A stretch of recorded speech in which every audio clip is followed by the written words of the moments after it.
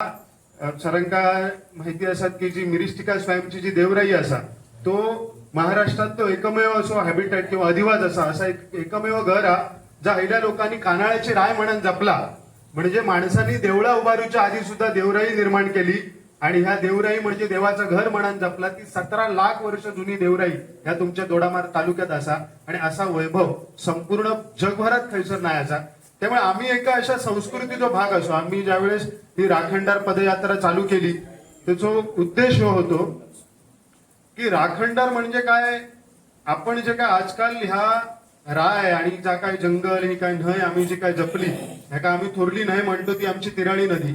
आणि ही न्हय म्हणजे आज अख्ख्या गोव्यात पाणी पुरवठा या तिरारी धरणाचा होता आणि त्याच्या आधीपासून ही नदी गोव्यात म्हणजे पुढे जाऊन ते का कोलवाळ आणि शापोरा नदी म्हणतात. तर ह्या अशा समृद्ध नदीचं उगम आणि त्याच्या या खोऱ्यामध्ये राहणारे तिलारी खोऱ्यात राहणारी ही माणसा ही खऱ्या अर्थान आजच्या काळातली सगळ्यात श्रीमंत आणि विकसित माणसं असेल. कारण विकासाची ही जी काय ह्यांची व्याख्या आहे ना, ह्यांनी जी विकासाची शहरं निर्माण केली. आम्ही पहिली लहानपणी म्हणून खय जाऊचा तर दिल्लीत जाऊचा. आज त्या दिल्लीची माणसं हैसर येतात कारण दिल्ली माणसं राहण्यासारखी परिस्थिती रवाक नाही. कारण जो विकास यांच्यानी निर्माण केलो तो विकास माणसांचा विकास नाही हा, तो ठराविक कंपनी आणि भांडवलदारांचा विकास हा. आणि ते आज खय जमिनी घेऊ शकतात. म्हणजे त्यांची आज अशी ताकद हा की त्यांच्यानी पैसे टाकले तर ते जगातल्या सगळ्यात सुंदर भागात जमिनी घेऊ शकतात. पण आमचा जन्म हो जगातल्या स्वर्गात झालो पण आमच्यात आज अशी पैशाची ताकद नाही की आम्ही जगात खय जमीन विकत घेऊ शकतो. माणसा मेल्यानंतर स्वर्ग बघतात. आमचा जन्म स्वर्गात झालो आणि आम्ही आमच्या देवाबरोबरच राहतो. आमचा देव शोधूच्यासाठी खय बाहेर जाऊचा लागला. त्याच्यामुळे निसर्ग माणूस आणि देव अशी मिळान कोकणाची गाव रहाटी जन्मा गेली. त्यामुळे कोणी माका पर्यावरण प्रेमी म्हटलं तर माका वाईट वाटतं. मी माणूस प्रेमी असेल. पर्यावरण जपला तर माणसांनी आमच्या कोकणातल्या लोकांनी गेल्या 20 वर्षात गेल्या 30 वर्षात पर्यावरणाचे प्रश्न निर्माण होऊ लागले. कारण माणसांनी पर्यावरणाचा जो काय समतोल असा तो बिघडवलो. पण तो कोकणातल्या गावातल्या माणसांनी नाही, बाहेरून येणाऱ्या कंपन्यांनी भांडवलदारांनी बिघडवलेला असा. आज आमच्या गावामध्ये एक प्रकल्प घेऊन येतले ती एक कीड असा.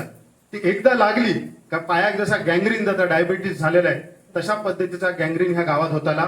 आज मांगेली सारखं समृद्ध गाव असोच समृद्ध गाव तो मांगेली. कारण त्याका अगदी कर्नाटकाच्या चिगुळ्यापासून केंद्रापासूनची सगळी ती एकमेव व्हॅली आणि अशा समृद्ध गावामध्ये म्हणजे एक म्हादई नदीचो एक जो झरा तो विर्डी गावातनं खाली उतरतात. तर ते आम्ही कणकुंबीतनं यो राखणदार यात्रा सुरू केली तर हे सगळं प्रवास बघितलो की ह्या अशा समृद्ध खोऱ्यात राहणारी ही माणसा आज त्यांना काहीतरी जॉब आणि त्यांच्या नोकरीसाठी बाहेर जाण्याची परिस्थिती निर्माण झाली. ही परिस्थिती निर्माण नाही झाली, ही परिस्थिती निर्माण केली गेलेली असा.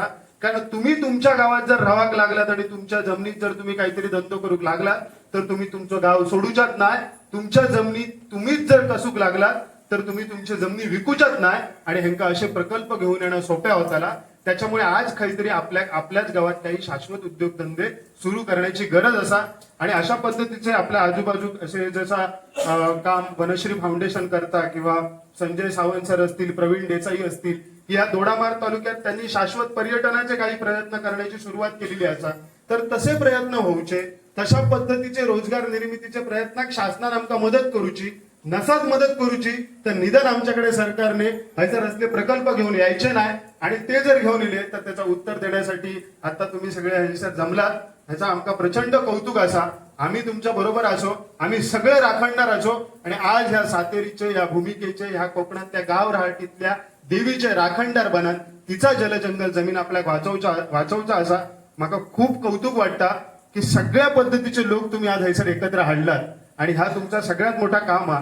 हैसर ह्या गावात येऊक सुद्धा नीट रस्तो नाही. हैसर तुम्ही नको ते प्रकल्प घेऊन येतात. आणि ह्या गावात एखाद्या म्हणजे त्या कुंभवड्याचा रस्तो अजूनही होणार नाही. कारण म्हणतात फॉरेस्ट खाता म्हणतात की आम्ही जमीन देऊचो नाही.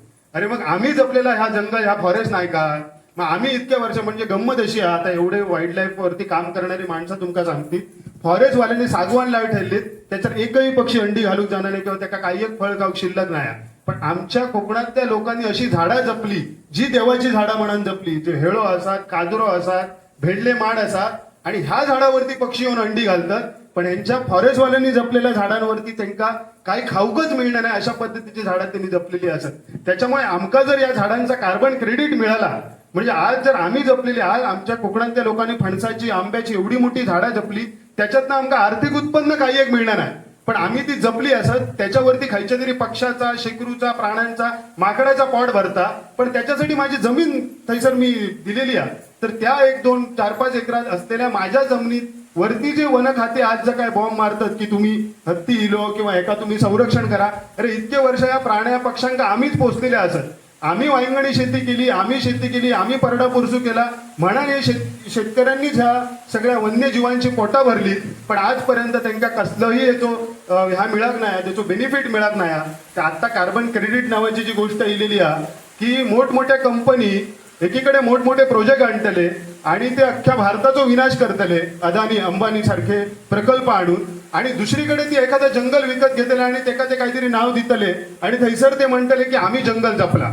पण वर्षानुवर्ष आम्ही शेतीतनं, आमच्या जगण्यातनं जा जंगल जपला त्याचं क्रेडिट आमका मिळावं अशी मागणी आपण लावून धरू हवी की आमचं गाव एक आदर्श गावा, आमच्या गावातल्या लोकांनी जैवविविधता जपलेली असा आणि त्याचा क्रेडिट आमका द्या.